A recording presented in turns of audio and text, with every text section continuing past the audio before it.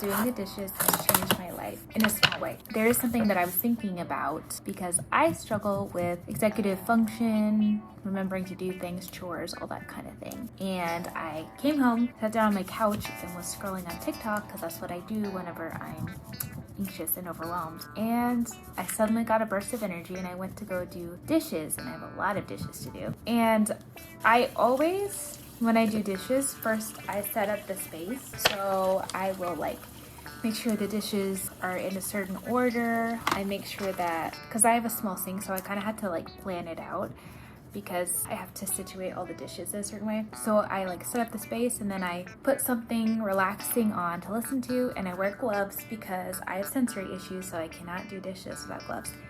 And then I put on my gloves, and then what I do is I do the easiest dishes first, always. And this is where the life-changing thing comes in. Again, in a small way, but I feel like it's a little bit more important than I first thought. At least for me, I have PTSD. I struggle with just doing things, remember to do things. I have a lot of, chronic fatigue. It's hard to find motivation to do things, even to record videos. But I realized the way I do dishes, I have a whole sort of ritual around it, because I know that it's something that can be a bit of a struggle for me to do.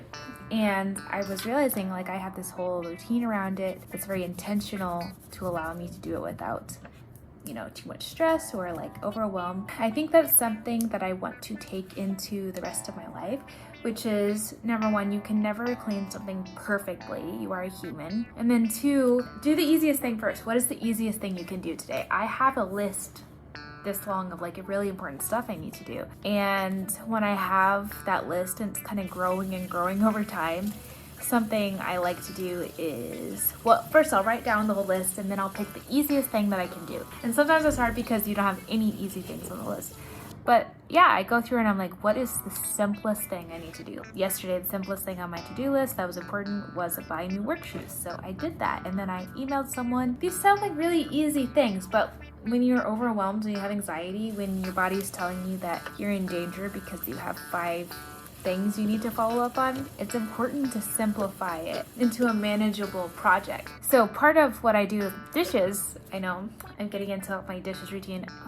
It's so weird, but it's literally how my brain works. I will create a task bar in my brain of okay, what are the easiest dishes to do? Usually they're plates where you only put a piece of toast on it or something, or a spoon that you just stirred something with, or maybe chopsticks or something like that. So those are the easiest. So I'll create a task bar of easiest dishes / tasks that I do. And I kind of organize my life like this too, and I need to do it better. The second, there's a medium difficulty, which might be bowls or things that are a little bit crusty, but you just need a little bit of a scrub. And those are medium tasks that I have to do, maybe going to the grocery store or that kind of thing. And then there are the difficult tasks, which are for me, are the pots and pans and things that you put in the oven. It just has crusty surface all over it.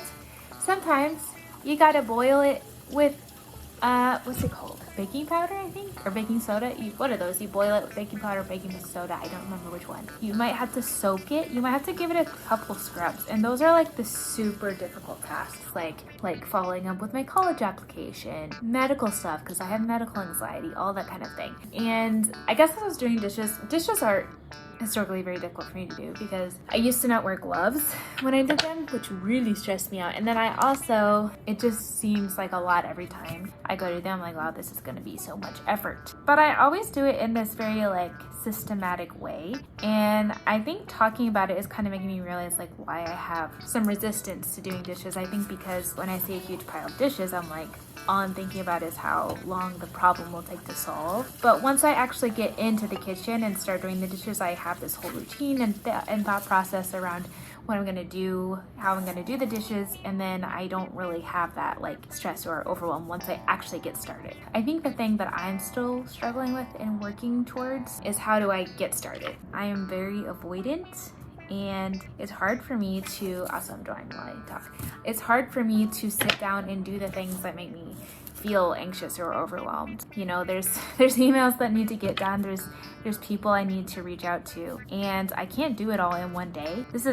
Recording a video is also something I needed to do. So it's not perfect. I am very far from perfect, but I do think that I am working on some of my avoidant tendencies, and I am happy with that. But yeah, I just realized as I was doing the dishes, I was like, oh, I have this whole like routine here, and it's actually how I handle other difficult stuff in life. Again, I think the problem that I have is just like starting is always going to be the hardest for me, because it's like I have to literally get up from the couch, change what I'm doing, stop watching TikTok, stop doom scrolling, and I have to like go intentionally do this task that needs to get done. During my most depressed episodes in my life, I had to throw away multiple batches of dishes because, to be honest, they grew mold and I just threw them away because I was embarrassed. Luckily, I was living by myself, but I think this is some of the parts of mental health that people are not as comfortable talking about, which is like hygiene, cleanliness, those kinds of things. They sometimes are dropped whenever you're that mentally ill or you're overwhelmed or you're stressed out. Like,